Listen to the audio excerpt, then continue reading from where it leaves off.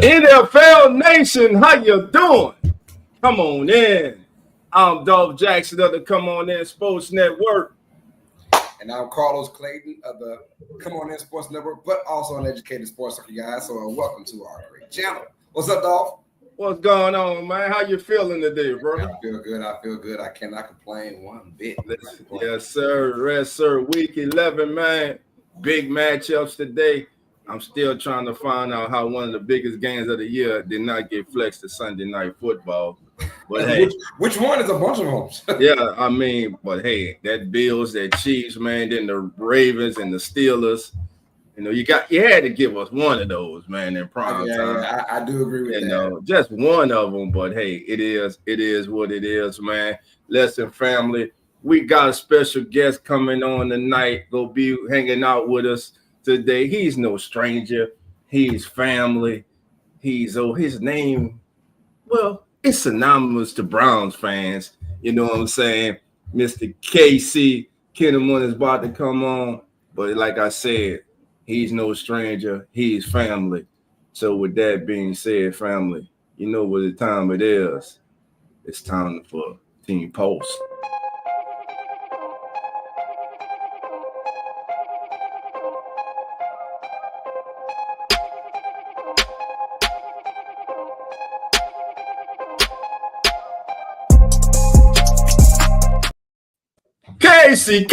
Casey, what's going on, my brother?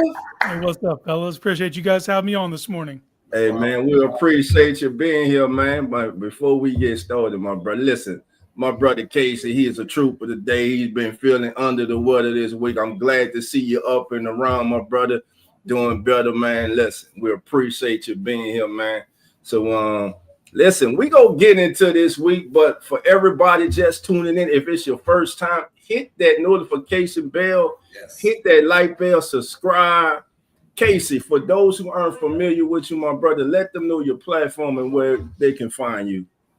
I'm a staff writer with the Orange and Brown Report through 247 Sports. You can catch me on All Eyes on Cleveland on YouTube. You can catch me on the Barking Browns on YouTube. I do a weekly show on Cleveland.com, Sports for CLE. So you can find me all around. Just Google me and you'll see my ugly mug somewhere. No problem, man. Listen, let me ask you guys something before we get into it. Yes, sir. Thursday night football game. Commanders, Eagles. Was that the first time this season that you can arguably look at Jaden Daniels and say that game he looked like a rookie? I mean, yes, you can, but obviously there's variables that go to this. A tough team in your division, the Eagles, arguably the best team in the division, and a Thursday night game. You only have 3 days to prepare for a divisional opponent. So if that's his quote unquote welcome to the NFL moment, I think him and the Commanders' entire organization will take that, because I mean, I already hate the fact that we do divisional games for Thursday night football. I hate that. I wish, because it's a very huge game against your divisional opponent. It should be 6 days of preparation, not 3 days of preparation. That's how I feel. But I mean, if that's his welcome to the NFL moment, he's for sure a rookie. Well, then, yeah, we'll take that then if you're a Commanders fan. So, but hey, nothing to poo-poo on his season, because everyone has had a bad game so far this year. And name a quarterback who's had a bad game at least once this year. So, man, you got one that's 8-1. He threw 5 interceptions. Exactly. I'm just saying, man. Listen. All right, family, you see, we're being joined by one more of the hosts. Look, it's a plethora of hosts of as the NFL Turns. Look, we got all flavors for you, baby. We got you covered on every single corner of the United States map. And I'm not lying. I'm really serious about that. But anyway, we got our boy, Jeremy. Jeremy, how you doing, my brother? Doing well, fam. How we doing today? Happy Sunday. Happy game day. What's up, Jeremy? Happy game day. Happy Sunday to everybody, man. But listen, before we get started, we got people checking in the chat, man. My brother's in there. T Dirty, how you doing? Come on in. Dirty's in the house. Derek L's in the house. Listen, they see Casey in here. I see a lot of who that's coming in here. They see Casey in here. All right, so how you doing? Derek LD's in the house. Todrick, how you doing? Come on in. All right. Derek L says, I agree, Carlos. They need to do better with the scheduling. Now, this is something that I was saying Thursday night, family. I am under the impression that Thursday night football should be Friday night football. And here's why. I know about the high school and everything, but in the times that we live in right now, social media, phones, iPads, you can be at your kids' football game and still watch NFL football. Mm-hmm. It's not hurt. They already have college games on Friday night. Mm-hmm. I think an extra day, Friday night football, it will give us a better product on the field each and every Friday night. I just think it makes more sense than going Thursday night. What's y'all thoughts on that? I completely agree. I know there's like some laws stipulating that they can't do it. That's the reason they did it down in Brazil, because if they're not in the country, they're not competing. So that was their loophole to get around it and have our first Friday night game.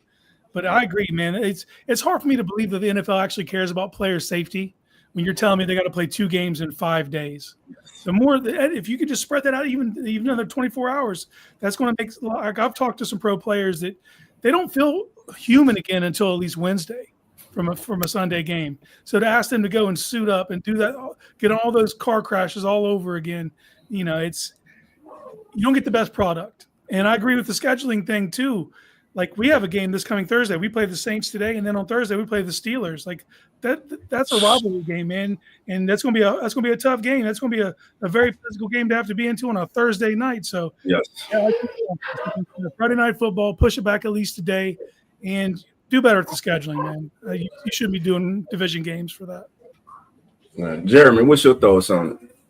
I mean, for the amount of money the NFL has, the amount of power it has, I kind of find it BS that they can't find a way to change it, make a loophole, whatever it is. Right. I mean, look, I don't want to go back to these times necessarily, but during COVID, I mean, we had games playing on Wednesday nights, Tuesday nights. Yeah. I mean, literally, there was football every day of the week.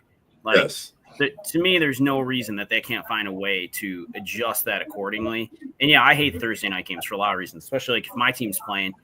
I don't want to be up till 1 o'clock in the morning. I'm not saying I'm old.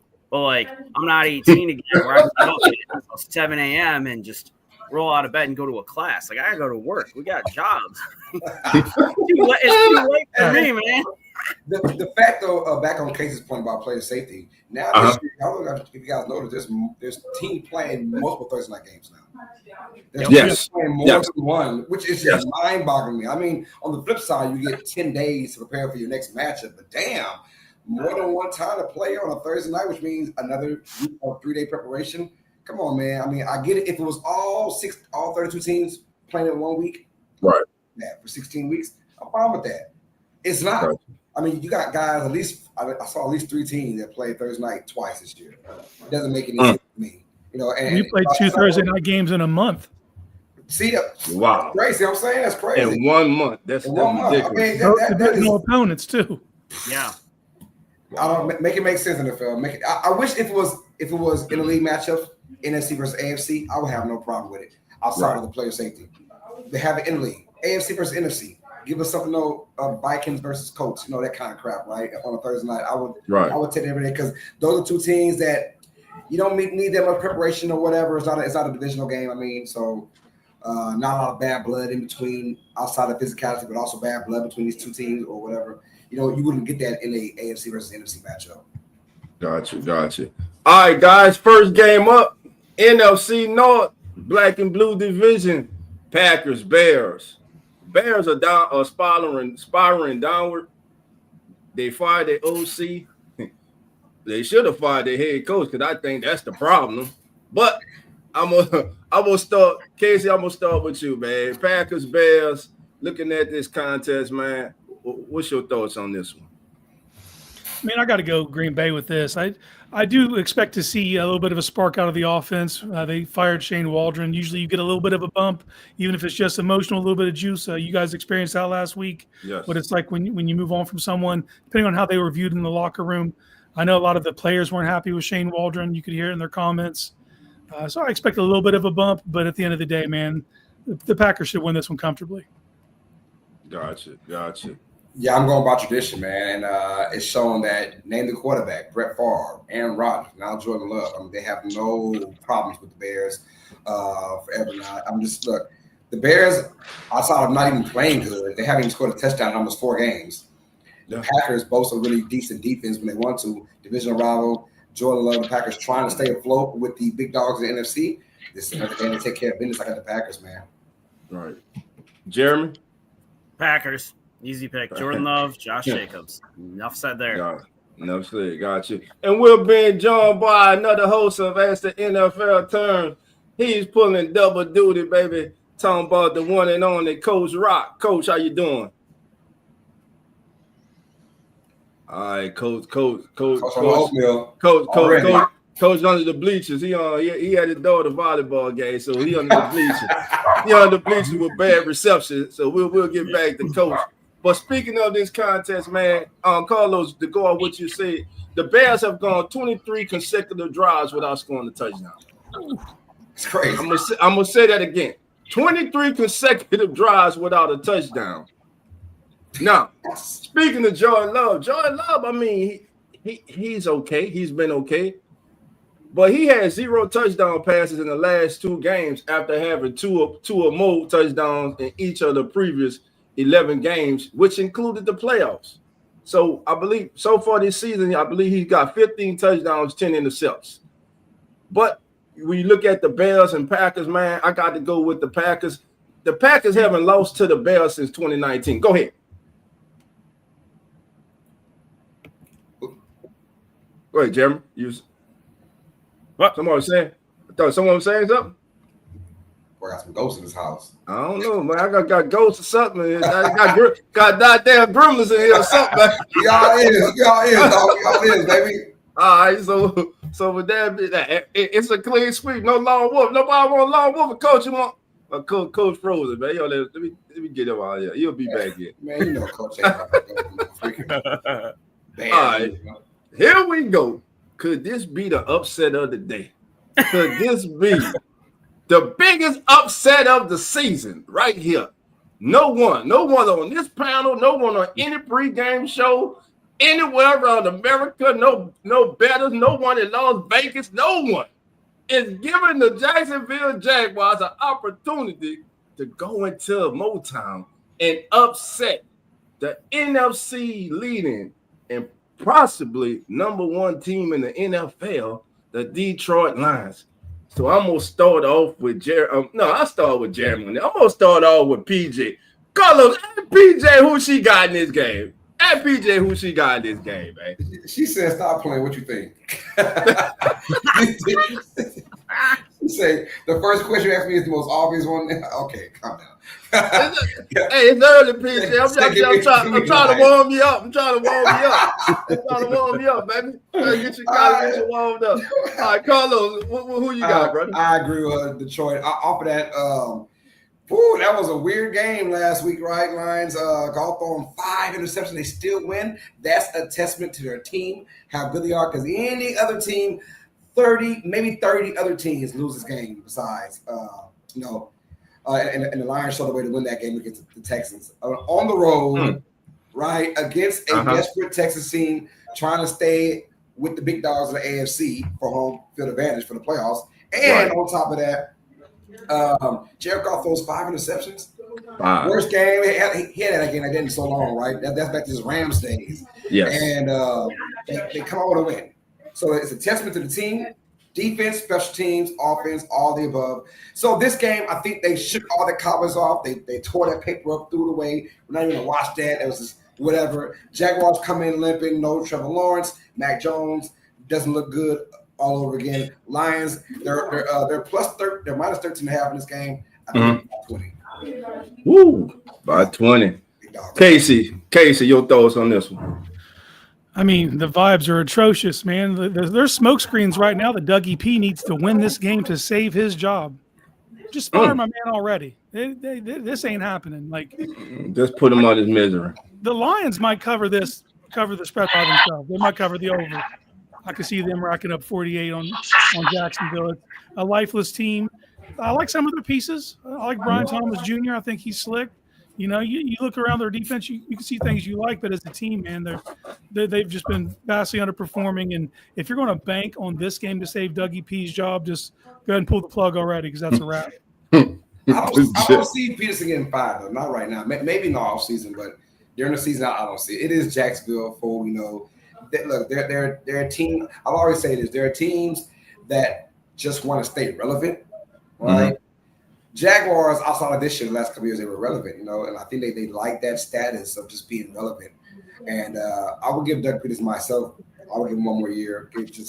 I don't know what's going on, but when you're a bad team, a bad franchise, you don't want to keep changing head coach after head coach after head coach. It sends the wrong message to your bad franchise as it is. So, but you're right, though. They do fire him. I believe it will be after the season's over. I wouldn't fire him after this Lions game. If you're just a Lions game, then pack his bags now. You know, y'all in trouble. Y'all just don't see what I see. Wait. I think Coach got a little reception. I was like, Coach, can you hear us? Coach, can you hear us? Coach, you showed us the sidewalk, the payment. Can you hear us, Coach? Can you, what's going on? What's up, Coach? We trying to see what's happening with that Wi-Fi. They told you to get a real phone, man.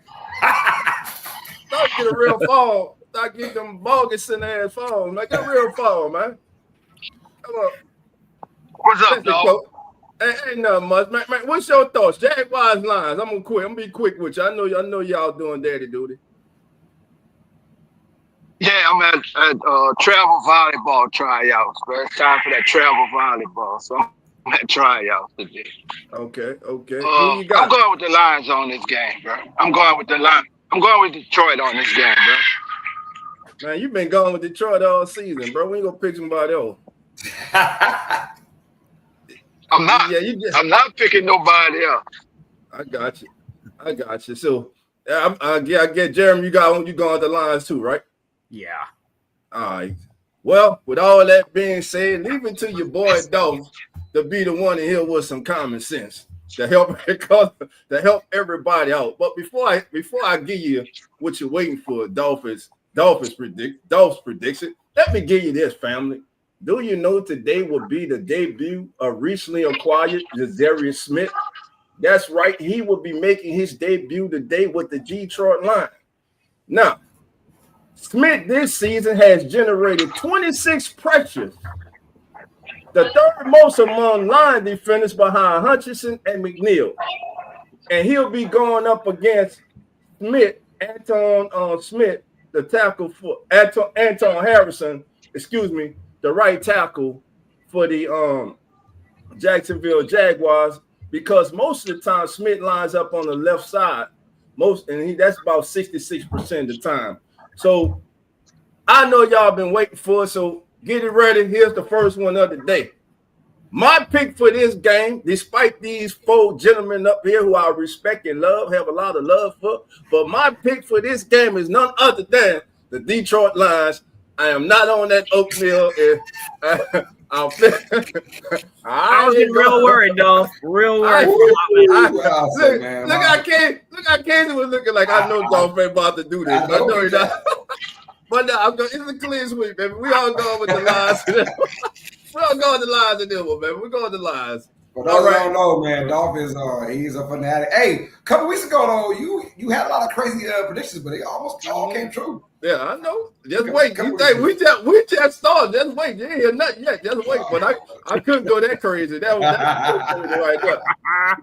Kidder 96. How you doing? Kidder says Lions for me. Okay. Kidder's got the Lions. Nine's got the Lions. Derek L's got the Lions. Okay. And the law firm is in the house, baby. Anna Marie Elizabeth Rose Volosky. If that's not a law firm, I don't know what is, baby. Welcome. How you doing, family? Come on in, baby. The family's all here, baby. All right, everybody in the chat, who you got? We already gave you our expert picks on this. That's right. We gave you expert picks. Lions, Jaguars. Wasn't it really that hard? Nah. Listen, if you're a Jaguar fan, listen, keep hope alive. You are not by yourself. I'm a Saint fan, so I know your pain right now. But you don't have a chance in hell, in my opinion, to win this game. Look at me. I'm just saying. All right, here we go. Next game. Nine is in the chat. I got 9. We're gonna let you answer first. 9. Raiders against Dolphins. Many would have thought by this time of the season that this would be Dolphins in the runaway, but not so fast, my friend. The Miami Dolphins, quite frankly, just have not. To me, they have been one of the most underachieving and disappointing teams in the 2024 season. I'm gonna start with our brother Casey. Casey, Raiders, Dolphins, please, sir. The first thing that pops off to me is Raiders made a coaching change and they got rid of their OC and they bring in Norv Turner. They dusted off Norv Turner. Oh Lord. Bringing in the Air Coryell. But then you go back to Gardner Minshew, which I don't see that as a fit. I don't see Minshew in a huck it, chuck it, 7-step drop and let it go. So I'm gonna lean Dolphins. And unless the Raiders can show us something this week, I feel like they're like almost like a dead team walking, and probably someone who should have sold at the trade deadline, in my opinion. Gotcha. One thing I saw from the Dolphins last week against the Rams, that defense came back to life. A lot of pressure on Matt Stafford and company, and that's the one thing that's been kind of missed from the Dolphins team. Yes, very underachieving, but Tua missed 4 games. That offense is kind of I stressed it a million times already, y'all. Like the backup quarterback is very important. Skylar Thompson, where's your backup going into the season? You have no shot with an injured Tua Tagovailoa. So, anyways, give me the Dolphins in this game. I think they show it all. I think that Rams game really boosted them. Playoffs might not be in their cards anymore, but at the end of the day, we're still men. They're still prideful. They want to go out there and have a great end of the season and maybe contend for a wild card spot if they can get on the road right here. That Rams victory was huge. I think they come out here in Miami and dominate the Raiders too. Jeremy? I got to go with the Dolphins. I was impressed against the Rams. I figured the Rams were going to take that game at home the way the Rams have been playing the past couple weeks, and the Dolphins came out hot. Tua looked good. The offense was rolling. Geno Smith, I think, is a super underrated tight end. He's now getting a lot more press, if you will, down in Miami. And honestly, outside of the Bills, the division is still wide open to possibly move up. I mean, the Patriots and the other random team, the Jets, good old Aaron Rodgers, are terrible. Bench. Yeah. Oh, my bad. Honestly, like the Dolphins could go on a run here, and I wouldn't be surprised to see it. The Raiders, same thing. Gardner's not the answer. I actually, as much as I don't necessarily love Desmond Ridder, I'd like to see him in this offense with Jacoby Myers. I think there is the potential to spark that offense if they put them in there. And he can run. He's more mobile. I think you got nothing to lose kicking the tires on Ridder in that offense at this point because you already know it's not working. So Dolphins all the way today. Dolphins all the way. All right. Now, just look, quarterbacks matter, and especially for the Miami Dolphins. Check this out, gentlemen. Since Mike McDaniel became head coach of the Dolphins have averaged more than twice as many punts with Tua Tagovailoa as the starting quarterback, 26, than in games without him, averaging just 13. And if you think that's just a myth, even the running game, Devon A-Chain has averaged 70 more yards from scrimmage and scored all 5 of his touchdowns in games that Tua has started. So like you guys in this one, man, I got to go with the Dolphins in this one. It ain't a solid pick though, because we don't really know what Dolphin we gonna get.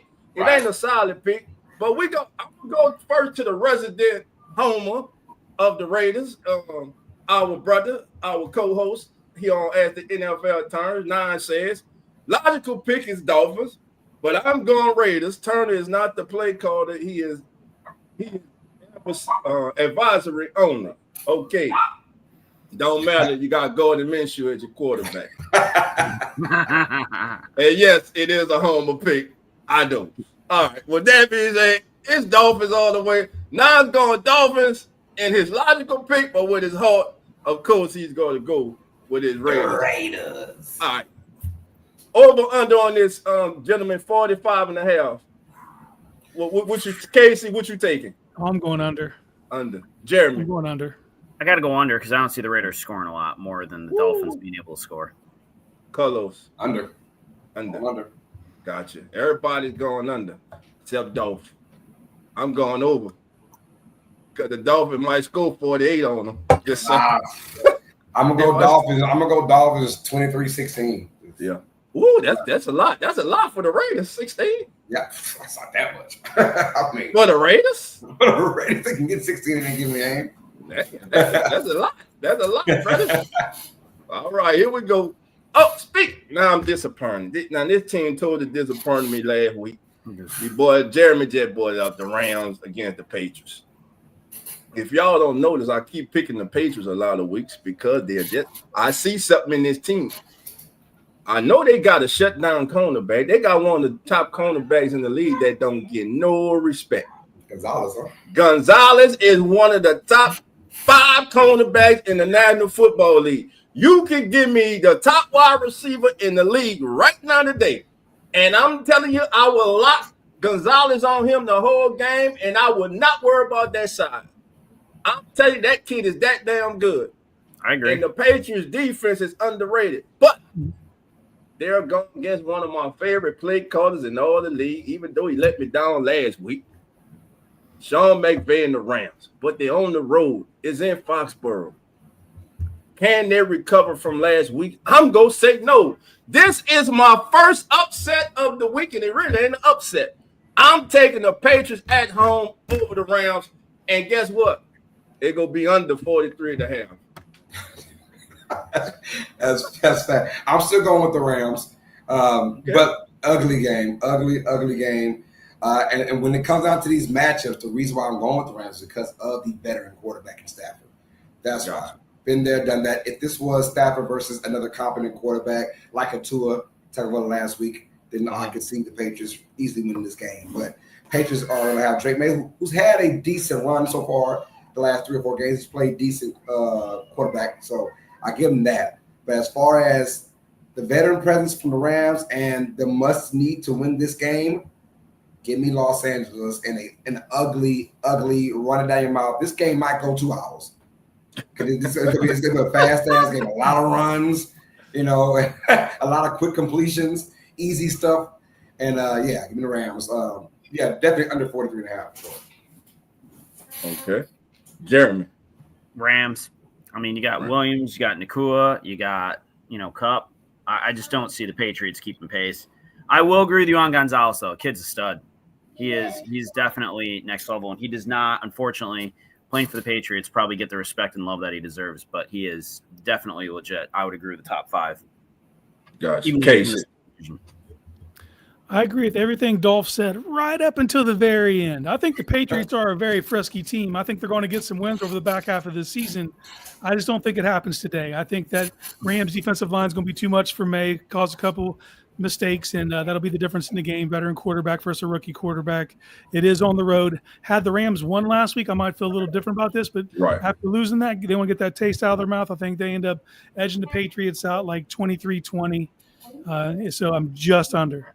If I'm New England, though, I mean, right now I got Travis Hunter in the bag right now. If I'm New England, do I want to win more games right now?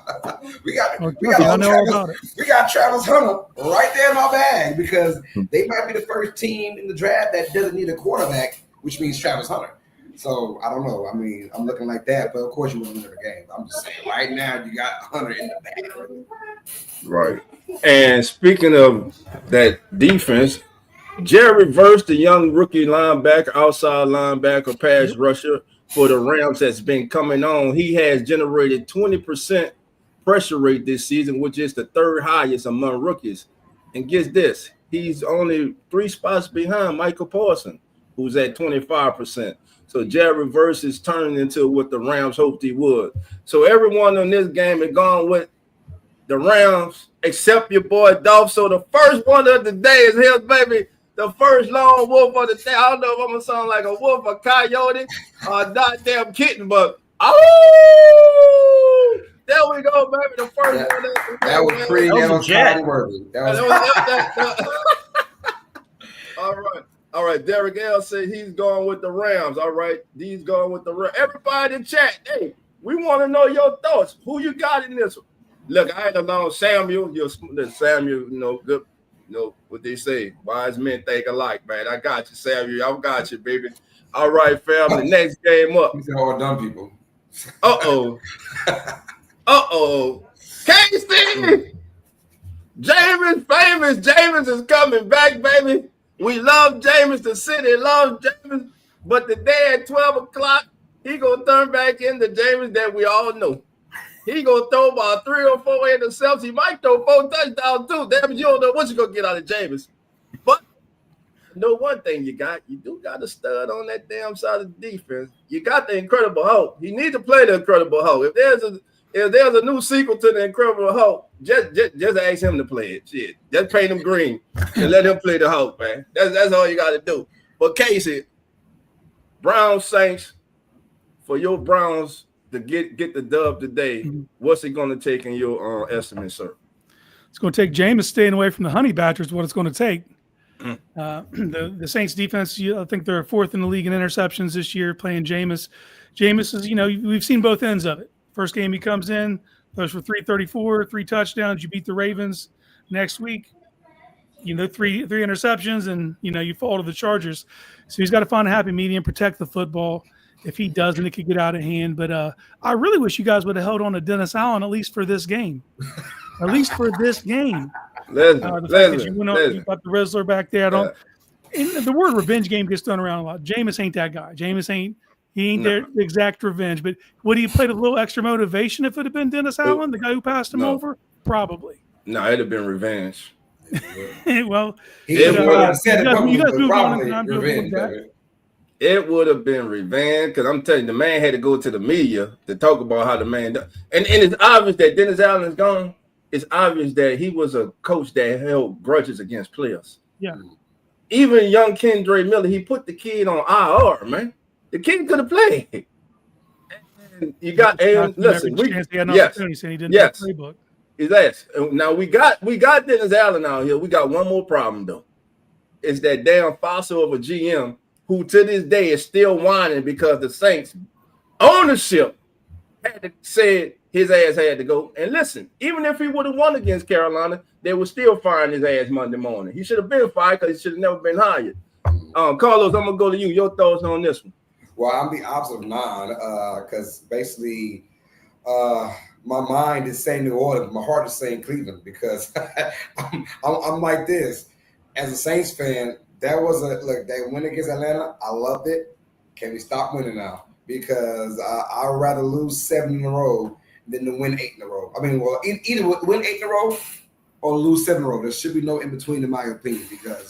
But anyways, I got the Saints win this game, though. I got them winning this game. Very close battle. Jameis Winston is my dude, and I hope he tears New Orleans a new asshole. I really do. Just how Dennis Allen treated him, last year, and then that, I call it Bush League head coaching. You're supposed to have your players' backs. Sean Payton would have said, "Well, just stop us." Dennis Allen's like, "Oh, well, that's not how we do things around here." Shut up, bro. Anyways, so but give me the Saints. Very close matchup. I got the Saints winning. And I think it goes over 43.5. I got the Saints winning in some kind of shootout, man. A nice little shootout. Okay, Jeremy. I don't love this game to start, to be honest. Either of these teams, no offense, Saints fans and Browns fans, but trash. If I'm picking one, I'm going Saints. Trash, garbage, dumpster juice. Jameis, can't trust him. You don't know what you're going to get with him. You can't trust Cole. Oh, I say that out loud? My bad. Nah. You know how the Saints are, though, man. Like we live in mediocrity since Drew Brees is retired, and my only fear is we're gonna win 4 or 5 irrelevant games out of the next 7 and still miss playoffs. With the 16th pick in the draft, the Saints pick. Come on, man. I don't want to hear that. All these dope ass quarterbacks coming out, man. All this talent coming out. What? Hold on. I love you, Carlos, but it's a lot. I gotta talk to who that name. It's a lot of y'all. I don't understand y'all.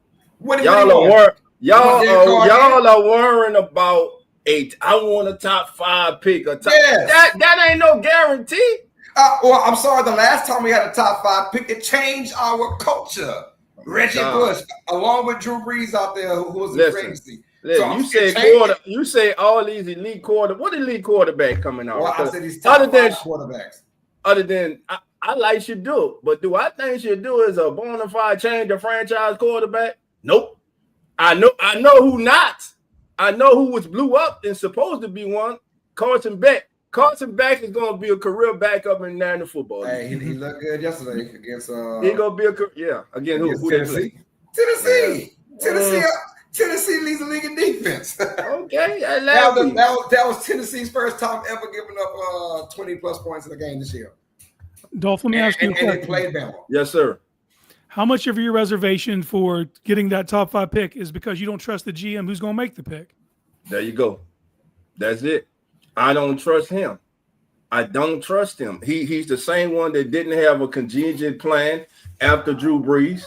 He's the same one that did a bogus coaching search when Sean Payton suggested Dennis Allen. He did a bogus coaching search, knowing that he was going to hire Dennis Allen regardless. They kept every enemy in the city in the damn office for 8 hours. And then after 8 hours, they offered the man a damn offensive coordinator job. I'd have slapped the shit out of him. I'm just, excuse my life. You keep me in here for 8 hours. You gonna offer me the damn offensive coordinator for this clown? Man, come on, man.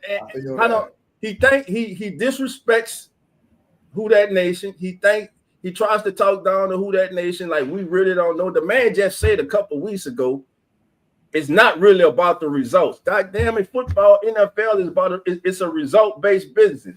It's about W's and L's. I mean, and right now we got way more L's than W's. 3 and 7. Are we really coming to the playoffs this year? No. So let's go ahead and get a couple more L's on our resume, and let's get a top pick. Then the top pick does not work out. Then what? We'll find out. That's what we find out, man. What you mean? Carlo, it don't matter where you draft. All right, right now, if we go back the last 10 years, I guarantee you, players drafted outside the top, I'm going to give you the top 8. Players drafted outside the top 8 have not prevailed better than players drafted after the 8th pick in the NFL draft. I guarantee you, just because the players in the top 8, you take them in the top of the draft does not mean that they're going to be successful. No matter where players pick, it's all about going to the right situation. That's true. The right coach, the right culture. You understand? If you picked and you go into the wrong situation, bro, I mean, there's nothing that I get it, but it's also called potential. There's potential. These guys are in the top 5 to 10 because of the potential of being a great player. We don't know until we see it. I get it. It's talking about the GM and the office we're running, the defense we're running. Right. I get all that. But still, the potential to have a top 5 player, another game changer for our franchise. I mean, Bush is not in the Hall of Fame, but he's going to be in the ring for New Orleans if he isn't already. So I mean, I love you, Carlo, but y'all delusional. Call it what you want, but I'd rather this way than to have a 16th pick and get a defensive freaking tackle. So let me get this straight. You go sit down today, and you go watch the Saints take on the Browns. And you go hope your team lose. You gonna be hoping your team lose this game? Oh, once win, but if we lose, that's even better. Yeah, 3 and 7. Come on now, what you want? What you want? You want 8 and 9? Go ahead, 8 and 9 with the 18. I don't want to lose another game. I don't want either. I don't want to lose another game. So I really don't care about the pick. Either we win 8 in a row or lose 7 in a row. That's what I want. I got you. Well, listen, fam, listen.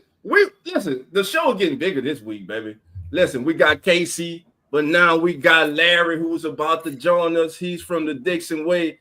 He's the host of the Dixon Way, and he follows them dirty birds, baby. The same dirty birds that last week came into the Big Easy, had a parade the day before the game, and thought it was all roses, baby, until the kickoff, where the Saints put out a mass unit of wide receivers that nobody ever heard of and beat their ass besides Bad Dad Scallon. With that say, man, this a brother, this a friend, ladies and gentlemen.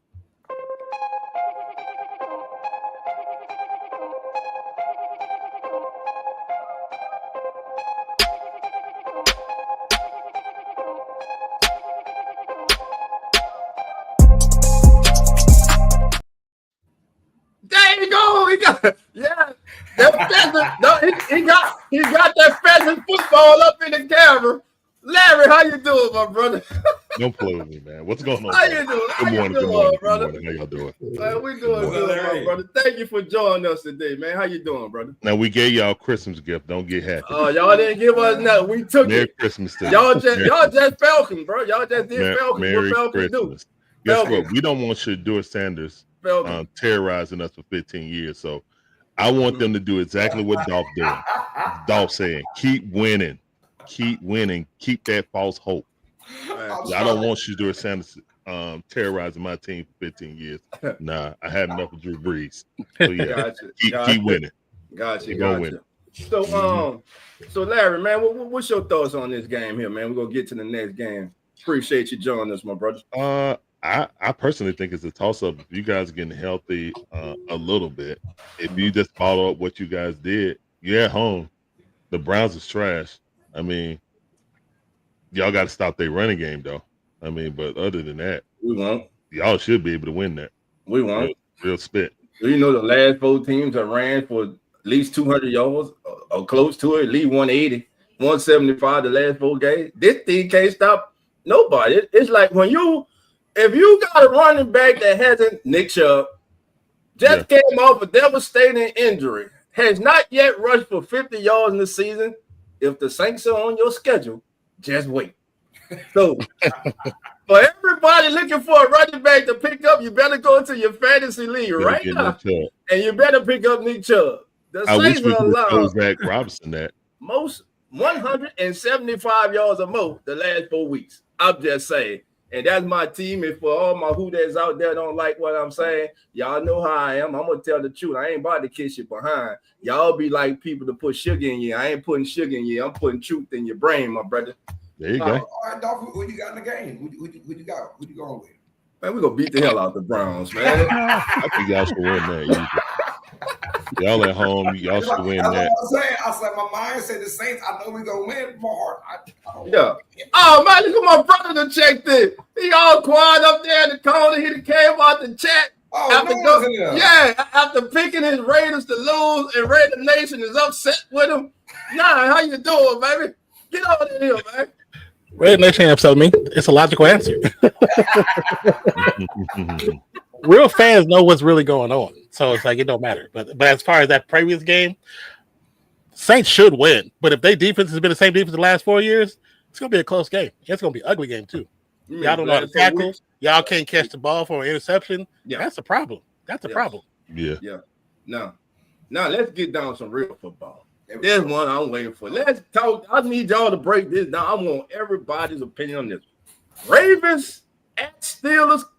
Hey, Larry, you just came in. I'm going to start with you. Even though you got that ugly ass red and black behind and that feather, I'm going to start with you. Larry, go ahead, bro. That's my brother. Man. I got to mess with him, man. All right, go ahead, Larry. So I wasn't expecting anything different.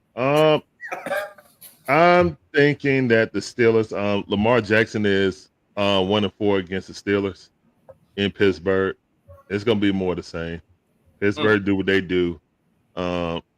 We all know Lamar is probably going to win another MVP in the regular season, but it's just something about a Mike Tomlin team when it comes to these games, they get up for it. And I don't know who's going to block number 90. Who's going to block him? Because I ain't seen it yet. I saw up close and personal when he played against the Falcons.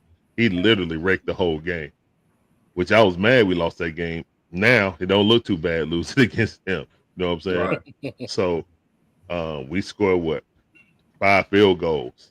You know what I'm saying?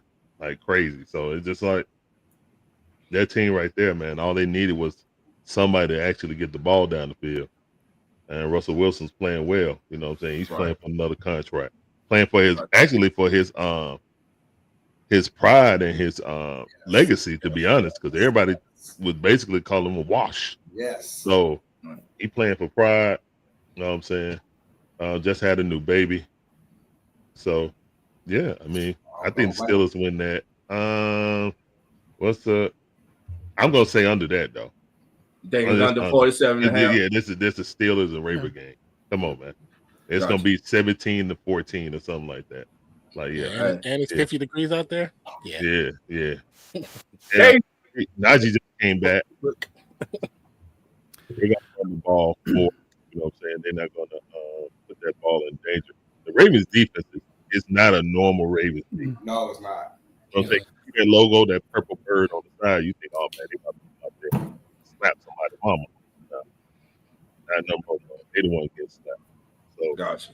I think the Steelers will win this game in a close one. You know what I'm saying? 20, 21, 13 or 14.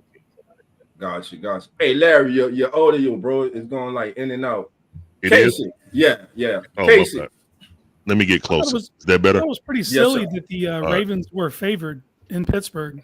Like it's Pittsburgh, man. That's a hard place to play. And Larry talked about it. I mean, Lamar's not been successful against the Steelers. The Ravens haven't either. I think they're like 2-9 their last 11 against Pittsburgh. And Russell is a limited quarterback, but they're leaning into his strengths, man. He's check downs or go balls. That's what he does. So you got George Pickens. You go get a Mike Williams that can do that. You can check down to Warren and Freiermuth. And the Ravens do not have a pass rush. They just don't have it. That was kind of puzzling to me. They didn't go get someone at the trade deadline. And I think the Ravens are the better team. I do, but I don't think that matters in Pittsburgh. And I think the 47.5, that's ridiculous. This game, man, if they crack 35, it'd be a miracle. It's going to be a tough man. I'm going to take the Steelers, though, and it hurts my soul. I wish I could pick them both to lose, but you didn't give me that option. So I'm almost hey, you can pick them to tie. You can pick them to tie. You can pick them to draw. I'm saying 20-17. That would probably 20-17 Steelers. Okay. In a shootout. Gotcha. 9. Who you got? I think this game is going to be. I agree with everything everybody said. To be honest, I like the record of Ravens versus Steelers. It's not good. It doesn't lean well for Ravens. I didn't realize they were actually predicted to win that game, the Ravens. But it's 54 degrees. That ball ain't gonna feel like a regular football at 54 degrees. So they're gonna leave. They're gonna have both teams that lead on the run game. And Najee Harris has actually looked great the last 3 weeks. He actually looked really good. And of course, we know what Derrick Henry is. But I'm gonna go with the Steelers, man. History is on Steelers' side. History on Steelers' side. Period. Gotcha. Jeremy. I think Tom is a better coach. No, we all know that. I mean, he's one of the greatest of all time. I'm gonna keep saying it to somebody. Listen to me. Hardball Jeremy. Situations. I'm gonna buck the trend a little bit here. So I'm gonna go Steelers. I'm gonna go the over. Here's why. Oh.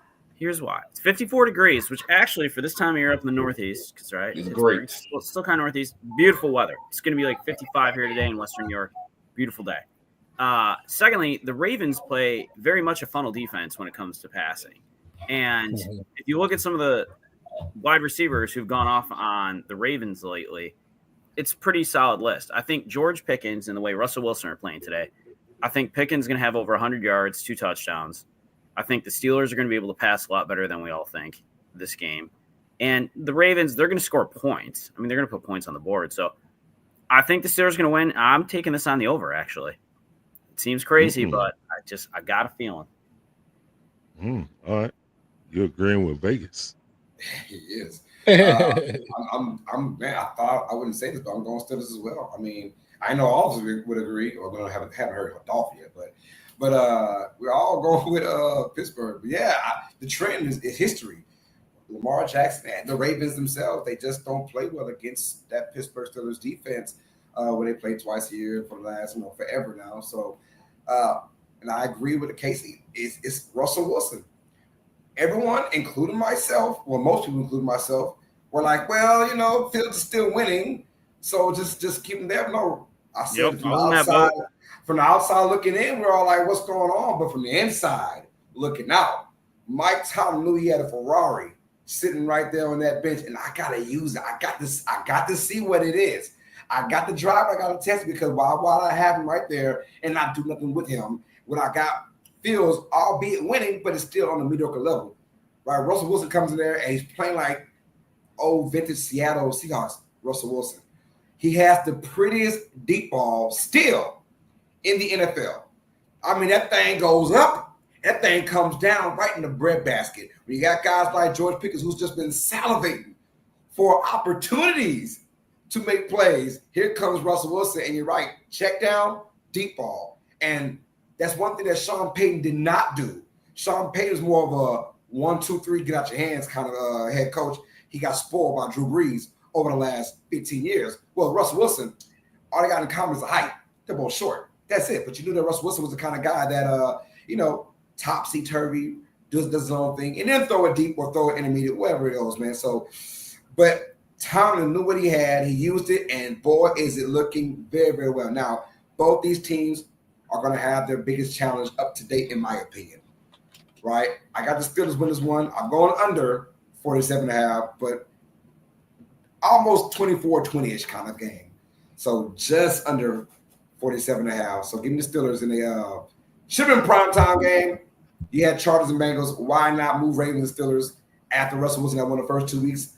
Why not have put him in that primetime spot? But hey, it is what it is. Well, just to touch on something you said about George Pickens, since Russell Wilson took over at quarterback in week 7, Pickens and Wilson have connected 5 times for 164 yards on deep passes, which is second most by any quarterback receiver duo in the NFL during that span. Now, let's go to history with Lamar Jackson, and without a question of doubt, the Steelers have been Lamar Jackson's kryptonite. Lamar Jackson is just averaging a 66.3 passer rating over 4 career starts against the Steelers, which is his worst career passing rating against any opponent. And the Steelers have won 7 of the last 8 meetings between these two teams. And we're talking about when the Steelers had Pickett as their quarterback, the Ravens still couldn't beat them. So now they got Russell Wilson, man. Russell Wilson, like you said, he's come in, he's giving that team new life. He's actually giving them a legit passing threat on offense. Ravens, Steelers, one of the games of the week. Everybody on the panel is going Steelers. Not so fast. Lamar Jackson gets it done today. Ravens go in the 3 Rivers, whatever you want to call it, Steel City, and come out with the W. Damn it, this is my second long word, but damn it, I'm a lonely. I don't care. Oh, that's right, baby. Ravens all day and Lamar Jackson. And you hear that last name here, Jackson. So damn it, you better not let me down. So I'm going with the Ravens. I'll tell you what, though, and this is why you get a Derrick Henry, though. This is why you get a Derrick Henry. Because, okay, I'm struggling against the Steelers in my career. Well, now you have a Derrick Henry coming there to take pressure off of you.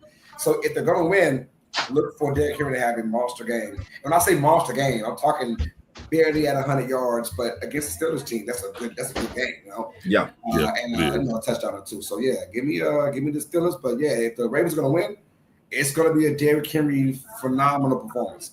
Right. All right, family. Now it's time for the Come On In Sports Network Offensive Player of the Week from Week 10. And I went with this young man right here.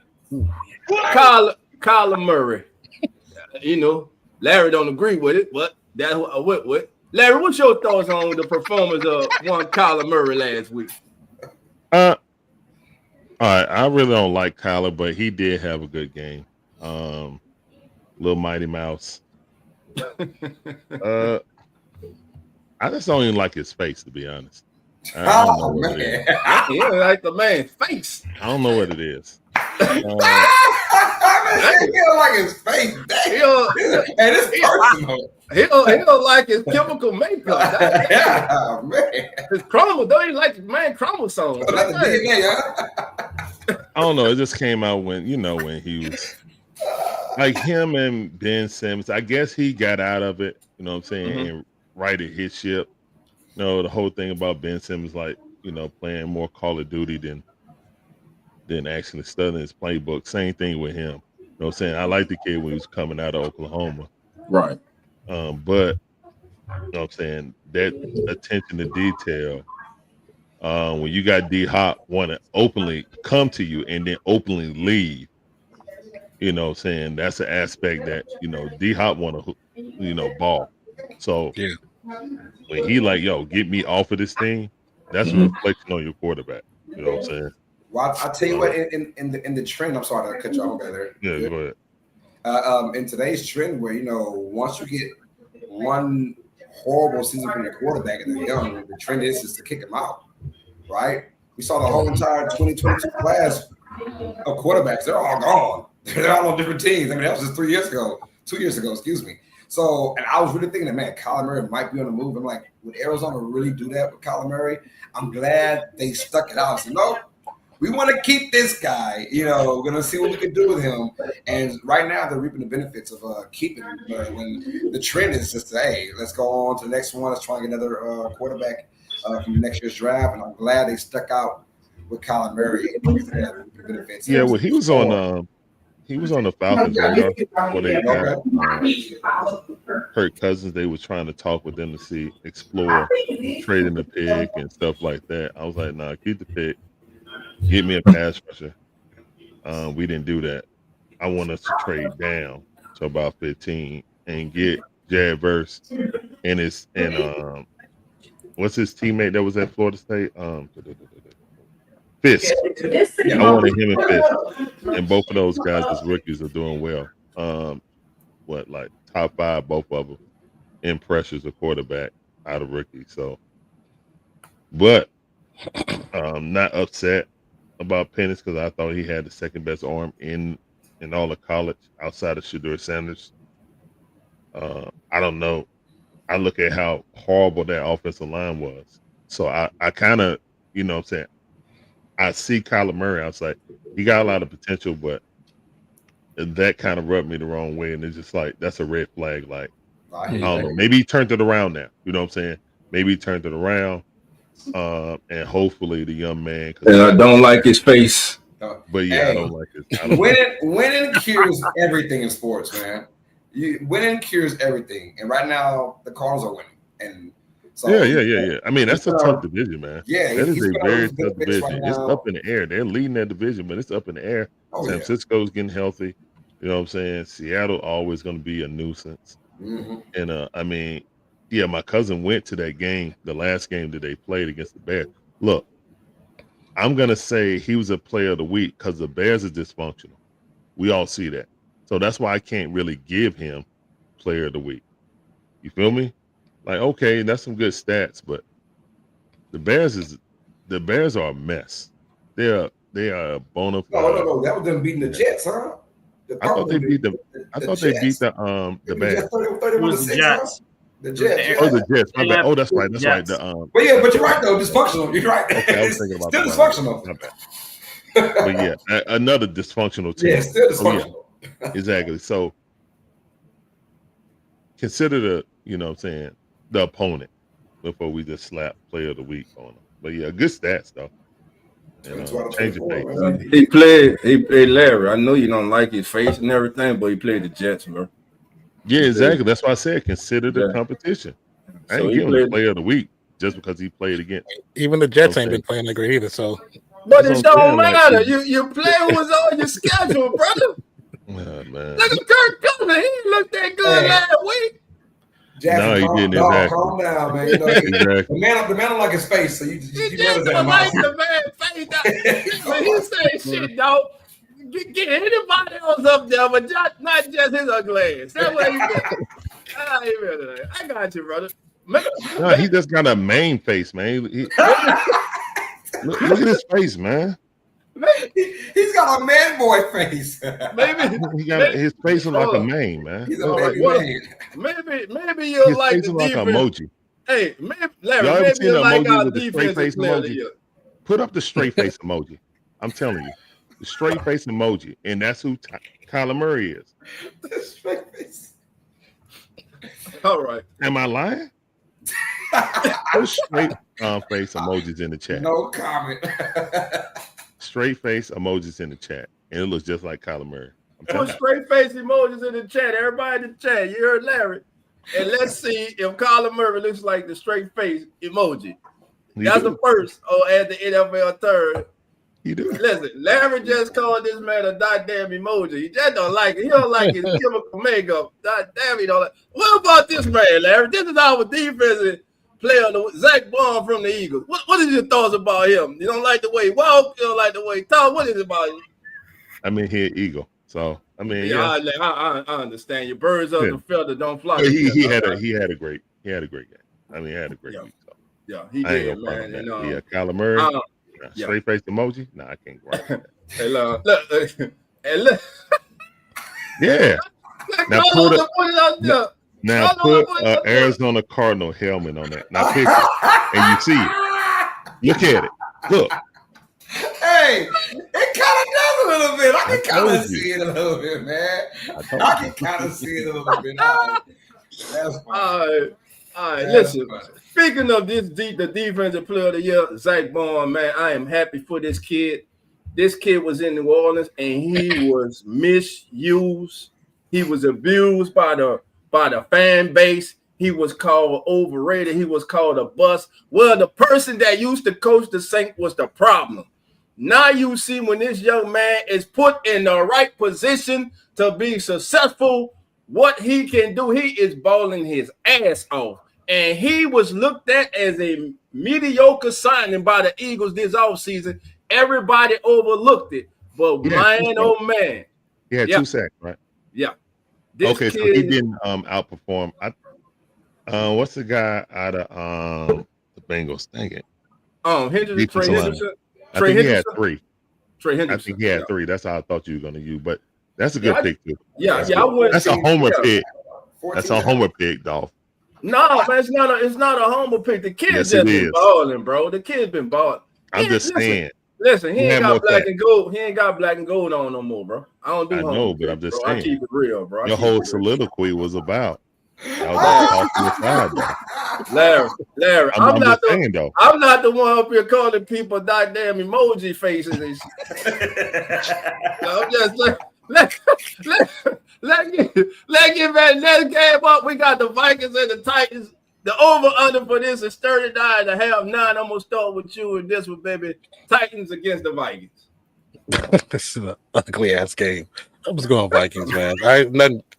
Just go Vikings, bro. I ain't got nothing to say about Titans. Ooh, bro, that's cold, bro. Yeah, I agree. I'm going Vikings as well. Ugly-ass game, too. Yeah. I mean, it is winter, so we'll be the Jaguars made it a game last week against the Vikings. It was 12-7. I think it was the final score. Maybe Titans try to find the same formula, and I don't know, man. But give me the Vikings, another ugly win, and the Vikings maybe 7-3, something like that, 8-3, whatever. So, yeah. Give me Vikings in a close game against Tennessee. Yeah, if I got to choose, I guess the Purple Fever Eaters. I guess I wouldn't touch that game, to be honest. So, yeah. I told y'all I gave them credit for his start early in the season. But I told y'all just wait. Just hold on, and that pumpkin was going to strike midnight, and that carrots was going to turn to a pumpkin. I told you the real Sam Darnold was going to show up. Yeah, they 7-2, but just wait. He ain't finished yet. He done built a whole Viking nation up. He done built y'all up with that stupid ass dog clap and all that. Y'all ready? Y'all feeling? Yeah, look, I don't even give a damn. Because it's stupid. But anyway, because I just don't like the damn Vikings. It cost me too much pain in my goddamn life. God damn it. But anyway, today against the Titans, much as it hurt me to say it, I got to go with the Vikings. I got the Vikings in this one. Despite Sam Darnold going out here and throwing over 2 interceptions, I'm still going with the Titans. Listen, the Titans might be a bad team, but they got a decent defense. It's just on the other side of the ball that they are struggling. That's a tough defense. That offense is the problem with the Tennessee Titans. Yeah. So we all are going with the Vikings, and here there'll be no lone wolf on that one. Unless Jeremy wants a lone wolf, and Jeremy says, hell no. Hell no. The coach at the Jets. Let me just say this. Everybody in New York, you have been hoodwinked. You have been fooled. You have been lied to. You thought you was getting some semblance of Aaron Rodgers, the future Hall of Famer, semblance of the former MVP. But what you have got is the man that spends months up in the goddamn cave hibernating and smoking mushrooms and coming out like a goddamn whatever shit. So when he sees his damn shadow to let you know if he's gonna play next year or not. I'm telling you right now, he's the problem with the Jets. He is not the answer for the Jets. This man's career is over. He's overrated. He's living on his past, and nobody wants to believe it. The Jets get their ass whooped again today as the coach behind Richardson, They don't know who the hell they want at quarterback. Hopefully he doesn't get tired and tap out today. Well, I'm gonna go. I'm gonna go with the Colts in this one, family. Anybody. Colts, Jets, Rodgers. Wrap it up, brother. Wrap it up. I'm going Colts. I'm going Jets in this one, man. I'm going Jets. I despite Aaron Rodgers' struggle, I think this is one of those kind of games that's going to be ugly. Richardson coming back, good for him to come back. Good for the organization to let him come back after that little 2-week hiatus, whatever it was. But Flacco just wasn't what they thought he was going to do. They thought Flacco would go out there and just bombs away and get a couple dubs, and it did not happen with Flacco. So let's go back to the second year, man. But give me the Jets to win this one, man. Like, honestly, they're done already. The playoffs are out the window, and it is Aaron Rodgers is the problem. He is the problem. The defense is a little bit of the problem too, but Aaron Rodgers mostly because he's not like Dolph said in a nice version. He's not that same guy we knew from 3-4 years ago. Even though 8-9 years ago, he's not that guy anymore, man. So, but I got the Jets in a close one, ugly game. Yeah, another guy. But give me the Jets. I'm going the Jets 20-16 over Indianapolis. Going under 44. Larry? Jets. I don't trust Richardson, to be honest. Jets. They got a good enough defense to beat the Colts. Colts is floundering too.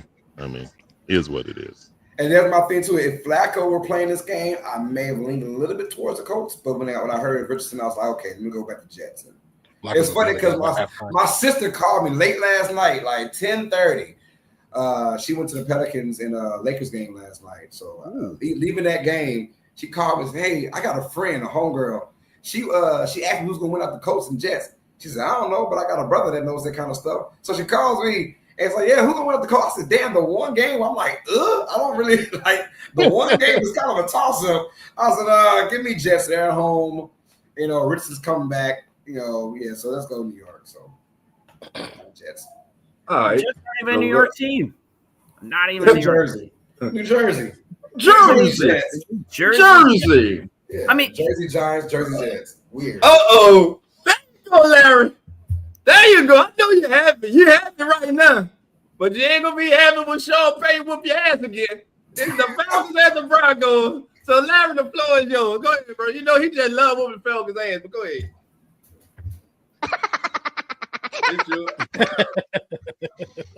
I'm actually worried about this game. Of course, I don't pick my team, but I'm actually worried about this game for a reason what you said.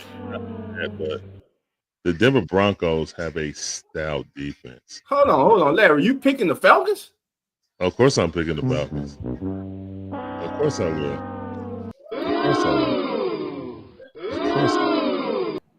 Go ahead. Of course, I will.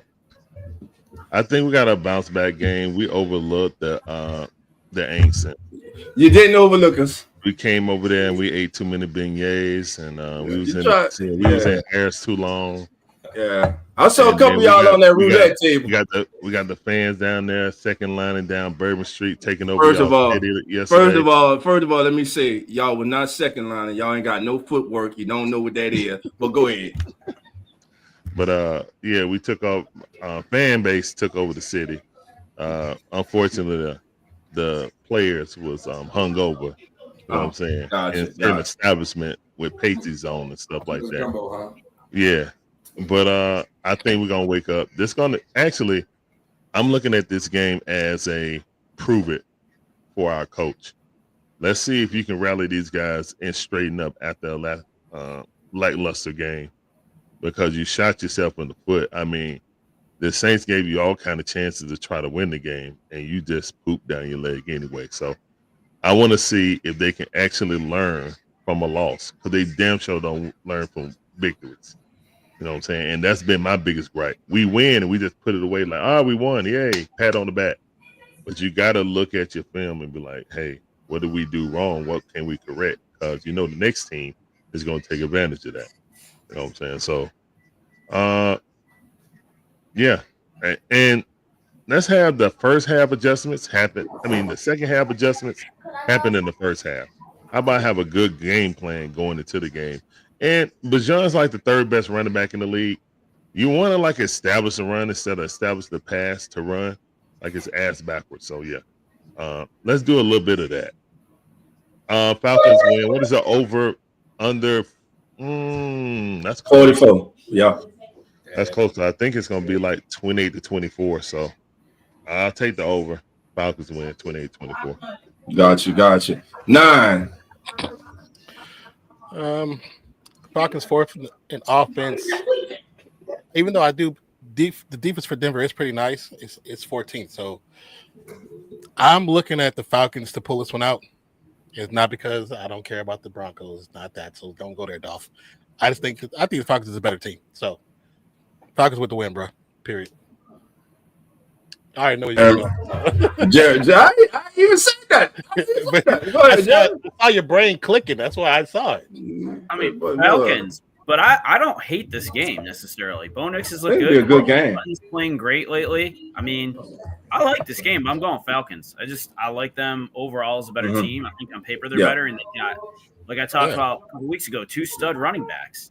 I mean, you got a great 1-2 combo. Yeah. Much as it hurts me to say this, y'all know it's paining me to do this. But I got to take my fandom out and I got to put on my analyst hat right now. And I got to speak truth in what it is. If the Falcons go in, I don't care if they're going to Mile High. If they go in here and they lose to Bo Nix and the Denver Broncos, there is serious. Listen, by the way, we got rid of our Dennis Allen. Y'all got a Dennis Allen. Well, that's right now yet to be seen. Y'all got a Dennis Allen coaching because he's just the dog version of Dennis Allen. We'll see. It's coming. If we lose the game we go into the bye week too, Dolph. So after this game, between being 7-4 or 6-5, it's going to be a whole bunch of talk on my channel and sports talk about what's going on. All the good feeling and winning the press conference and the rah-rah, who the F is next and all that. Nah, all that's going to be out the door. Bro, so I hear you. If y'all lose this game against the Falcons, I'm coming in all y'all chats talking. I'm coming in all Falcon chats talking. Because I don't like Sean Payton. Because I blame him for our current state of our franchise. But anyway, I'm going with the Falcons in this one also. Jeremy, you went with the Falcons too? Or you took the Broncos? No, I thought you like Bo Nix. I do like Bo Nix. You don't want to go with it? I like Bo Nix, but I like the Falcons. I'm sorry, Carlos. I forgot Carlos. Go ahead, Carlos. No respect. PJ. Come on, respect, man. Yo, shout out to the Falcons, first of all. 3 road games on grass. They're 3-0. So they show that they can play in this element, right? But what we haven't seen yet is the weather, the atmosphere. Broncos in Mile High Stadium this time of year. I don't know how it is because I don't live out there, but I'm pretty sure it is kind of cold and the hits are harder. And this Broncos team, look, they're slowly but steadily every single week getting better. I'm gonna go with the Broncos to win this game. So there will be no lone wolf. But I'm gonna go with Denver. To win this game. Close battle. But hey, if the Falcons can win this kind of game, I'm not saying a team of destiny, but I'm saying this is a team that maybe in the playoffs could go on the road and at least compete. Our pass rush is too bad, man. You got no pass rush. You let Derek Carr sit back there. Let it go, bro. Pass rush, bro. Let it go. You got to let it go. We'll win like another TKO. We'll win this division, but I'm glad Carlos did that because we definitely gonna lose if everybody on this panel picked the Falcons. So I appreciate that. Everybody. Oh yeah. Damn, Carlos, you pulled the pick again. Pick him. My bad, man. My bad. All right. Hey, we about to do a little rapid fire now. Now, certain game we gonna pause on because I need Larry to take part in our straight ball of the day segment. All right, so here we go. Seahawks against 49ers.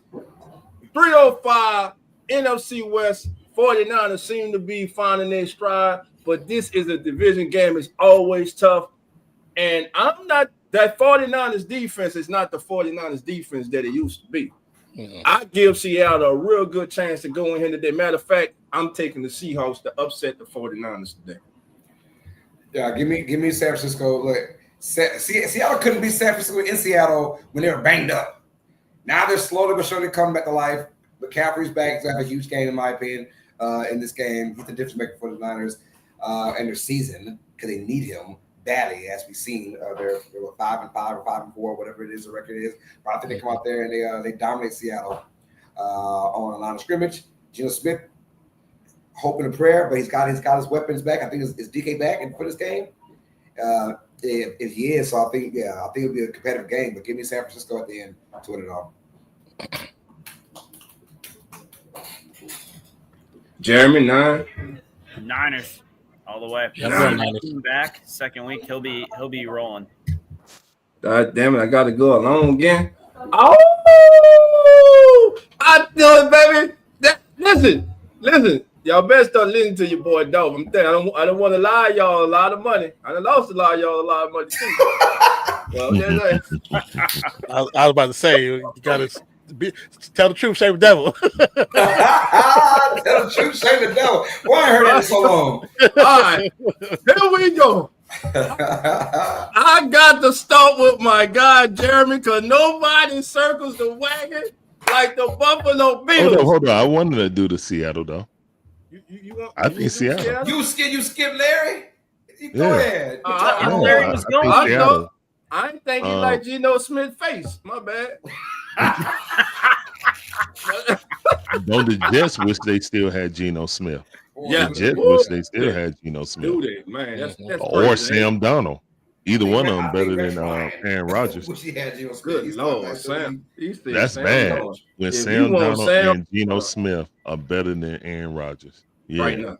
Think about they that. might want Zach Wilson back even. Who knows? Exactly. Oh hell no. We're getting ridiculous now. Hell no. But not that. I think the Seahawks get back DK. The running game should be good. This isn't the defense that San Francisco normally has. And also, Kerry Kittles is a scratch. Ooh. So no Kittles, no hope. Boy, that boy went back to basketball. That boy said Kerry Kittles, man. I ain't heard Kerry Kittles. So long. Yeah. That boy said I said Kerry Kittles. My bad. I heard days. Hey, you know him and Jason Kidd back in the day. Yeah, my bad. Straight from the Eno too, baby. Straight from the Eno.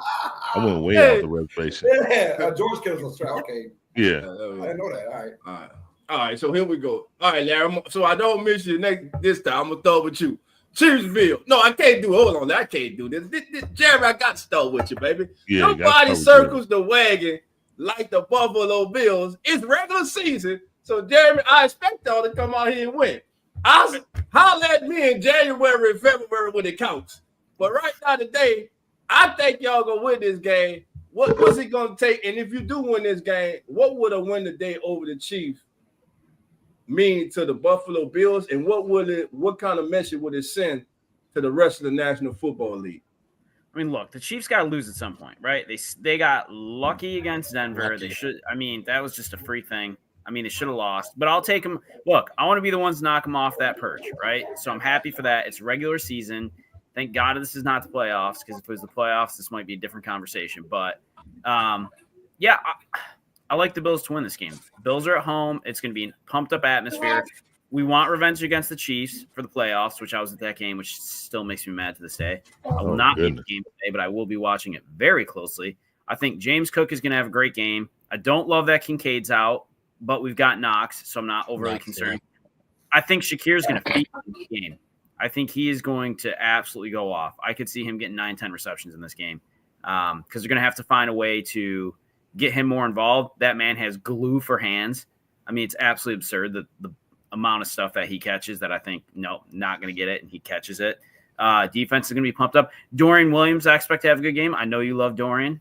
And honestly, look, it's got to be Josh Allen. We got to step this game up. We're going to see them in the playoffs, most likely, at some point, more than likely. And we got to win this game. That's it. Josh Allen's got to win this game. McDermott needs this game. Bills Mafia needs this game. We've got to get some validation here. So today is the day. Chiefs are taking the L. Bill's going to take the win, and I'm excited to see this game. It's going to be a great game. I would have loved to see this later, but I'm glad it's at 425 so I can manage to make it through the whole game. So, go Bills. 9. Then Larry. I think if any team can currently beat them on their stretch, it is the Bills. I'm going with the Bills. I mean, I'm hoping that. I love you, man.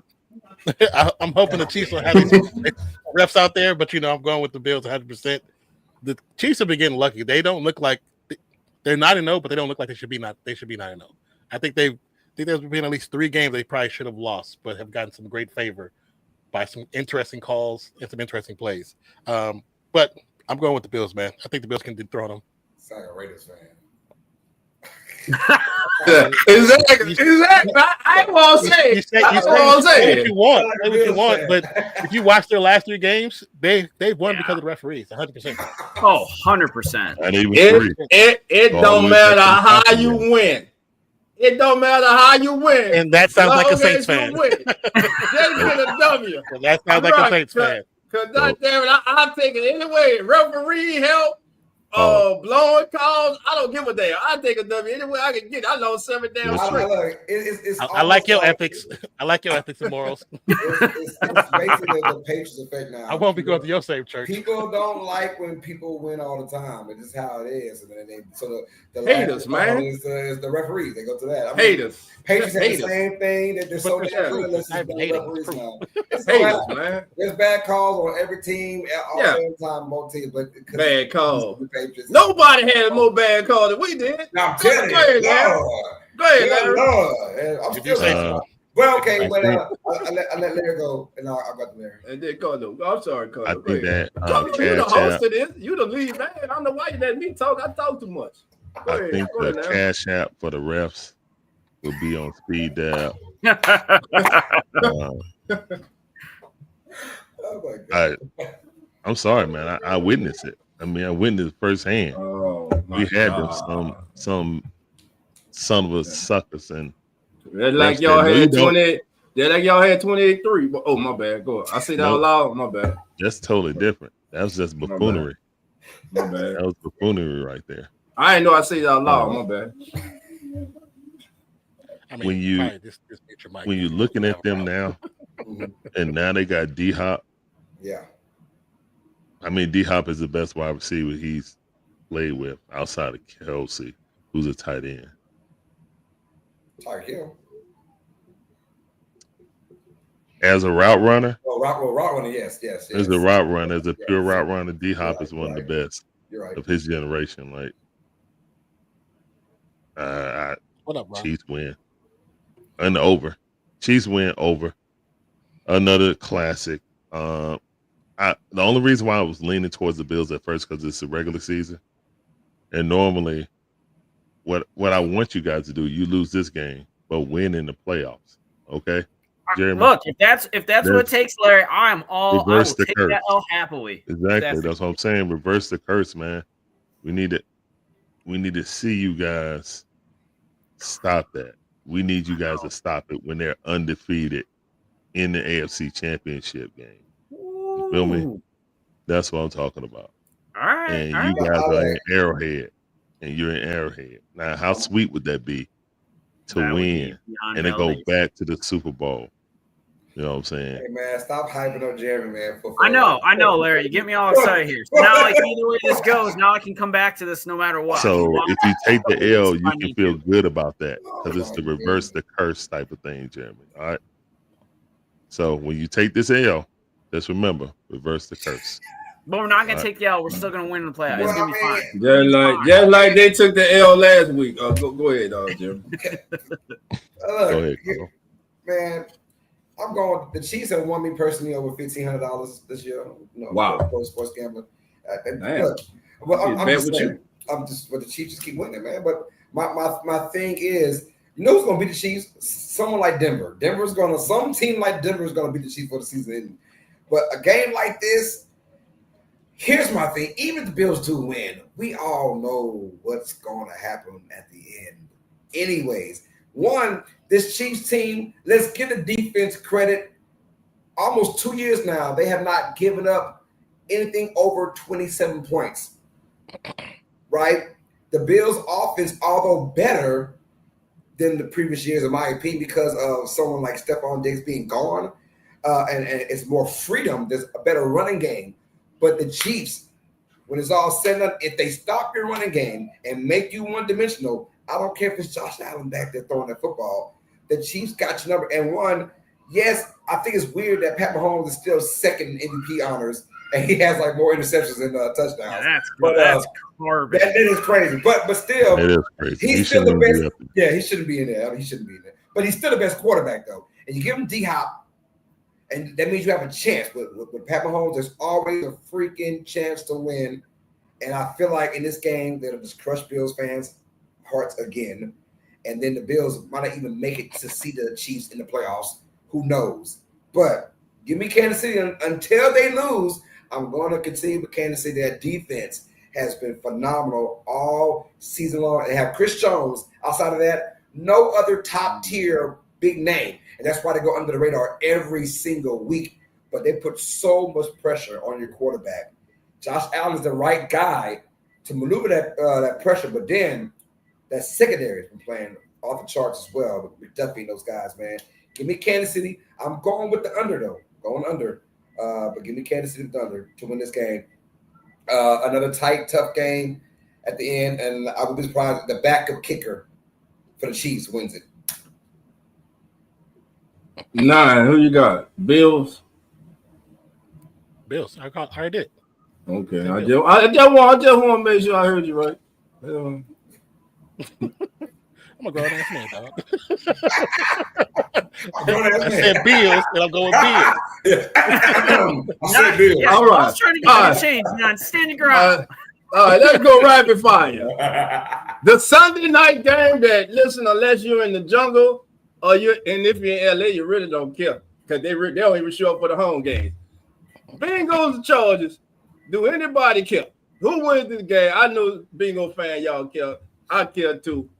Can the Bengals get back to 500? Can they get a dub today against the Chargers on Sunday Night Football? I'm going to start with you, Larry. Larry, Carlos, Jeremy, 9, and we'll move on. The second half surge and the second half swoon. Bengals second half surge. Chargers second half swoon. Ooh. Happens all the time. Bengals. That sounds about right. Mm-hmm.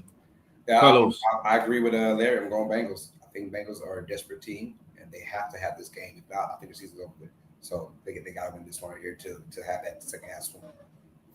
All right. Jeremy, you still there? I'm still here. I'm going Bengals, but I think this could be a fun game. I like the way both these teams are playing lately. Right. I'm going 9. Okay, 9. Going Bengals. Oh, y'all going Bengals. Everybody going Bengals. They doubting Harbaugh. The better coach is Harbaugh in this game. The better quarterback coach, I don't know. Is it Burrow? I don't know. He got a counterpart on the other side. With that being said, I don't trust the Bengals defense. I'm going with the Chargers, the whole serve at home. Chargers take Sunday Night Football game over the Bengals. Now let's get to the battle of Monday. Lone Star State, baby. The battle of I-45. Texas against the Cowboys. There's no Dakota Prescott is done for the year. He's gone. The Texans now have found out that you can't sneak up on nobody when expectations are high. You get people's best effort. CJ Stroud, love the kid, but he's had a sophomore slump. No doubt about it. But they're playing the Cowboys. They're going to beat the hell out the Cowboys Monday night, and it hurts me to say that. But Texans over the Cowboys 27, and I don't know if they can score more than 13. And I might be being kind right now. 27-13, I'm going Texans over Cowboys. 9, who you got? I'm going Texans over Cowboys. I mean, unless the sun is there, then I'm going for the sun. But I'm going with Texas though.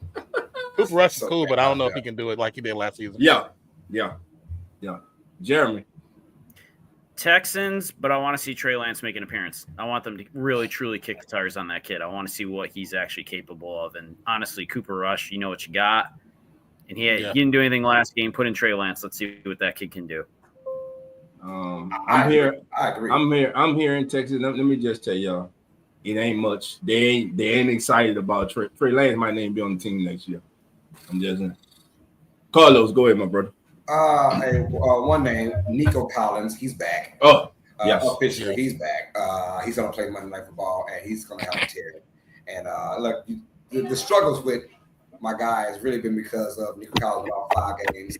Stephon Diggs out for 3 games. He's out for the year, matter of fact. So that's the struggle right there when your 2 top receivers are gone for a period of time. You as a quarterback, you're going to have somewhat of a struggle. But I think Collins coming back now. Tank Dell is emerging as a really good receiver. The last couple of weeks, it got up on his feet. Give me the Texans. Look, have you guys seen the last 5 home games from the Cowboys? The score going into the fourth quarter. It's been horrendous. It's been ugly, right? And we're talking about the playoff game against the Packers and the first 4 games at home this year. It has been ugly going to the fourth quarter, and I see the same thing again. Cowboys, their pride is gone. Their pride is gone. You know, it's what it is. When your pride is gone, when you're playing against other grown-ass men, what you're seeing from the Cowboys is what you see from anyone that has their pride taken away. Give me Houston to win this one. Houston had better win this one because right now Houston's going to win the division. They're thinking about home field advantage for at least the first 2. That's their goal. Larry. Cowboys are playing for either Shador or Travis Hunter. They got nothing. They got nothing to win. They got no hope. They in disarray. Their linebacker want to get paid. He ain't gonna get paid. Yeah. Texans. It don't matter who it is. It don't matter who it is. Titans, Texans. Any AFC South team, huh? Titans, Texans, yeah. I mean, look, you're right, man. Michael Parsons. I don't think Parsons got the money. Man, they got the money to pay Parsons. Let's go to his podcast. He'll tell you everything. Yeah. He sure do tell you everything. All right, family. It's time for the best segment of the show. Y'all get y'all's ready, because mine is ready. It's time for Straight Ball.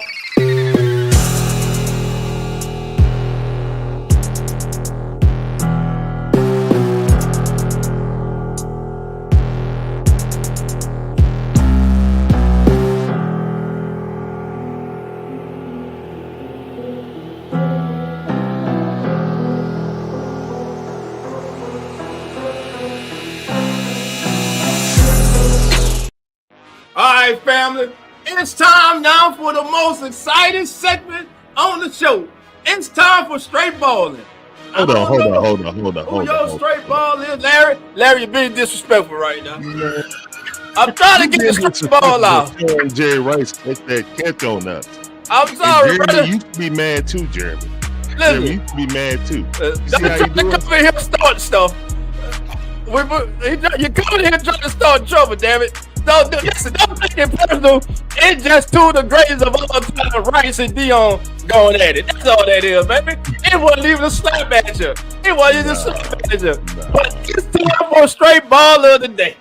Who's my straight baller of the day? Well, I said it earlier today. I'm going to say it again. My straight baller of the day, he will lock down.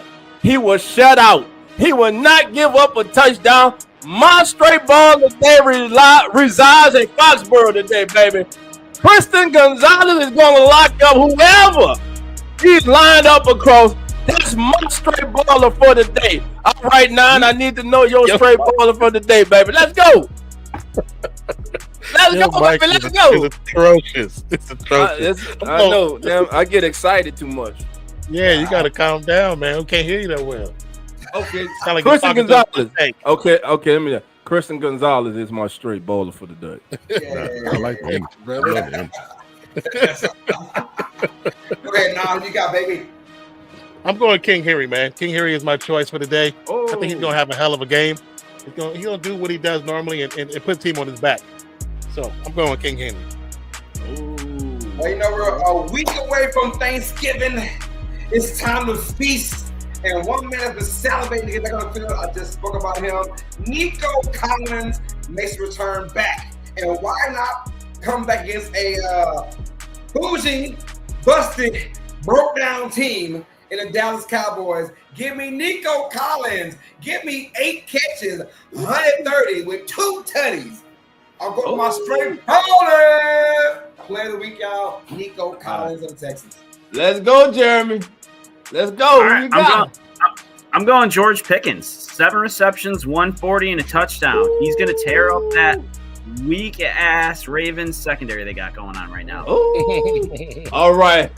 Larry, my brother, let's go. But before you do, I'm telling you right now, you better not pick no damn Falcon. I'm going to click your ass off. I'm just playing. Love you, my brother. Larry, who you got, bro? All right, since I can't pick a Falcon, Nah, man, you pick who you want, my brother. No. I think it's going to be D-Hop.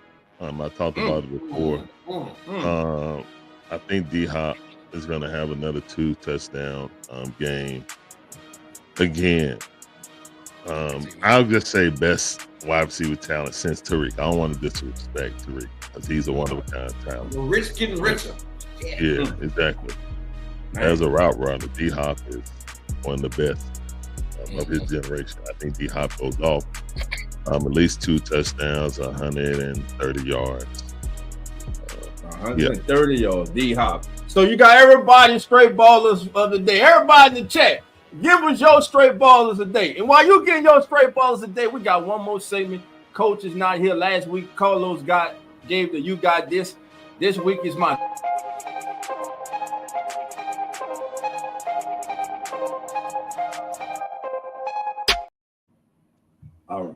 All right, family. Today's you got this. I'm talking to none other than the Buffalo Bills.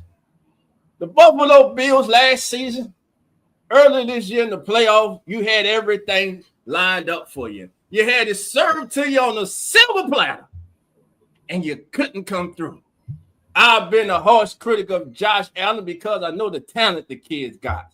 If Josh Allen plays up to his MVP capabilities, I think the Bills are a team to be reckoned with.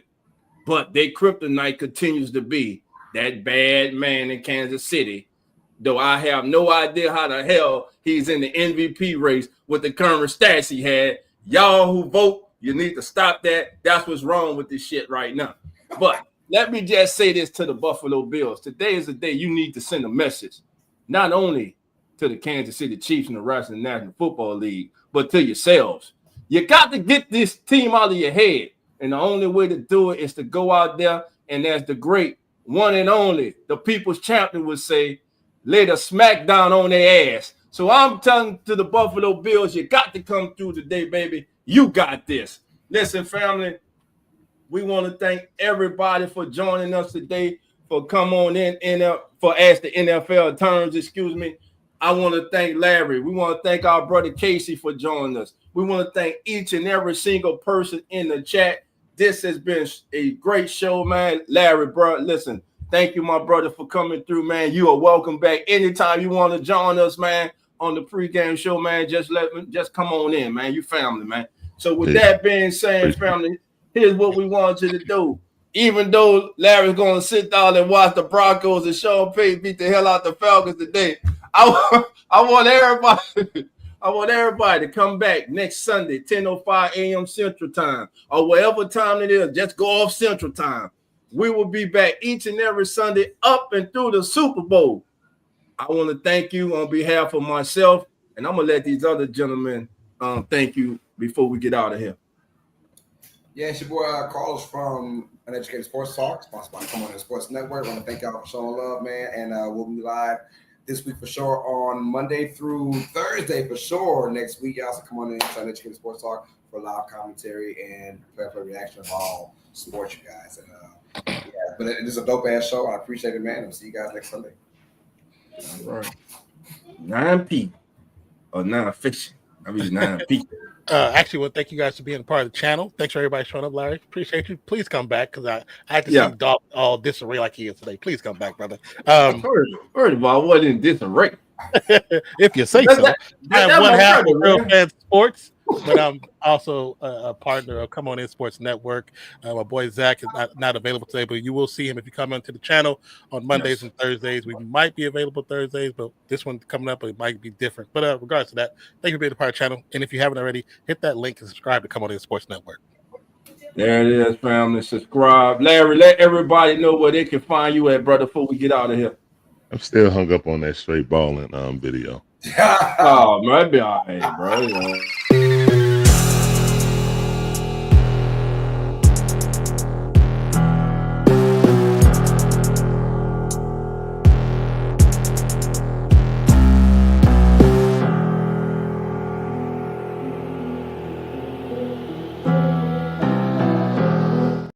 It's a beautiful thing, ain't it? It's a beautiful thing. I tell you, it's a beautiful thing. Whenever I don't care, I love Dion, but anytime you see somebody get got in the Falcons uniform, it's a beautiful thing. I tell you. So stupid. That ain't happen too much. Prime time, baby. That ain't happen too much. That was the great Jerry Rice. You had to find and pluck and decipher. Not really. That. Not but really. yeah, appreciate you having me on. Everybody in the chat, make sure you hit the like button. It's the lifeblood of all our streams and stuff like that. Spread the news out, share also. But yeah, appreciate you having on. My name's Larry, one half of the Dixon Way. My beautiful wife Shauna's the other half, and we do live commentary for all our favorite sports teams. The Mighty Falcons, the Braves. I know you like that though. That's why I said that. I know. You know, the Braves, the Bulldogs, the Hawks, and my wife Gators. Yeah, you don't want to listen to them boring commentators on TV. Turn down your TV, turn up the Dixon Way. That's the motto. That's it. Yeah, appreciate you having me on. Anytime, family. Stay with y'all stream today. Got Falcon and Broncos at 4:00. So 4:00, man. It's gonna be a good game. Yes, sir. It should be. All joking aside, it should be, man. Again, brother, thank you. Again, you family, you welcome here anytime, bro. Listen, real talk, we'd love for you to join us anytime for the rest of the season on here, man. We really appreciate it. And plus, Nine, like she being here, he thinks she bring out the best in me. So, so with that being said, everybody enjoy your NFL day. Remember, if you pick a certain team that Carlos went with, blame it on Carlos. Don't blame it on me, because I told y'all who to go with, but you don't want to listen. So with that being said, we out, family. Who that?